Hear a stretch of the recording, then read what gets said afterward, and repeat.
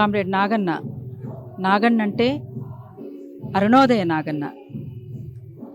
తన ఇంటి పేరుగా అరుణోదయను పెట్టుకున్నటువంటి కామ్రేడ్ నాగన్న తన చివరి శ్వాస వరకు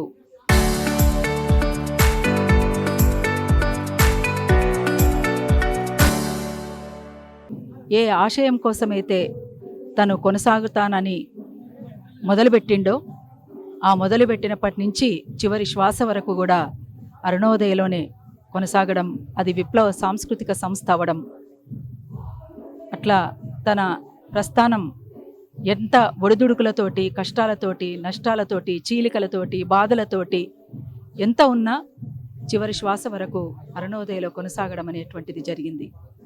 కామ్రేడ్ నాగన్న అనారోగ్యంతో ఎంత బాధపడిండో తన జీవితంలో కూడా అట్లే కష్టాలున్నాయి.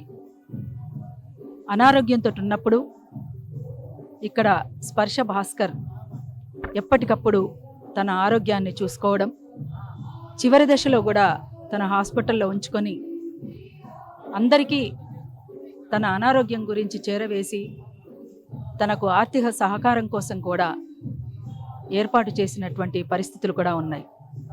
బాధాకరం ఏంటంటే ఒక 50 ఏండ్లు విప్లవ సాంస్కృతికోద్యమంలో పనిచేసినటువంటి కామ్రేడ్ నాగన్న ఎన్ని ఇబ్బందులు పడ్డాడో మనం చూసాం.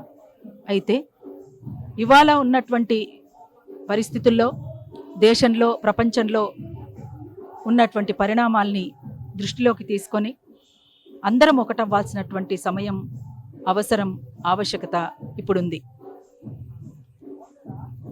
మామూలు ప్రజల్లో కూడా వాళ్ళల్లో ఏమైనా స్పర్ధలున్నా, విభేదాలున్నా, గొడవలున్నా, కొట్లాటలైనా, పండగలప్పుడు, పబ్బాలప్పుడు, పెళ్ళిళ్ళప్పుడు, చావులప్పుడు అందరూ కలుస్తుంటారు. కానీ ఒక మానవీయ సమాజం కోసం కలలుగంటున్నటువంటి విప్లవకారులంగా, విప్లవ సాంస్కృతికోద్యమంలో పనిచేస్తున్నటువంటి వాళ్ళంగా మనమెందుకు ఒకచోటికి కాలేకపోతున్నాం అనేటువంటి ఒక బాధ. మనమే ఒకటి కాలేనప్పుడు ప్రజల్ని ఒకటిగా ఎలా చేయగలం అనేటువంటిది ఆలోచించాల్సినటువంటి అవసరం ఉంటుందని కూడా నేను అనుకుంటున్నాను.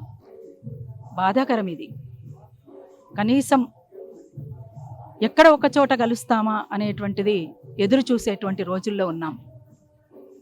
దేశంలో కొనసాగుతున్నటువంటి ఫ్యాసిస్టు ధోరణులైతేనేమి, ఇంకా అనేక సమస్యలు, దోపిడీ, పీడన, అణిచివేత, వివక్షతలు, అసమానతలు, ఒకటా రెండా ఎన్నో సమస్యలతోటి సమస్యల సుడిగుండంలో కొట్టుమిట్టాడుతున్నటువంటి సమాజం ఉంది ఇప్పుడు మన ముందు. ఈ సమాజంలో నెలకొన్నటువంటి పరిస్థితుల్ని మనం ఎదుర్కోవాలి అంటే మనమందరం ఒకటవ్వాలి. అది గుర్తుపెట్టుకోనైనా ఆలోచిస్తారని విప్లవ శ్రేణులకు కూడా నేను విజ్ఞప్తి చేస్తున్నాను. జోహార్ కామ్రేడ్ నాగన్న. గోదావరి నదిలా గెంతులేసే పాట నాగన్న పాట, విప్లవాల పాట. ఏ దారి లేనోళ్ళనొకటి చేసే పాట, పేదోళ్ళ పాట నాగన్న నోట.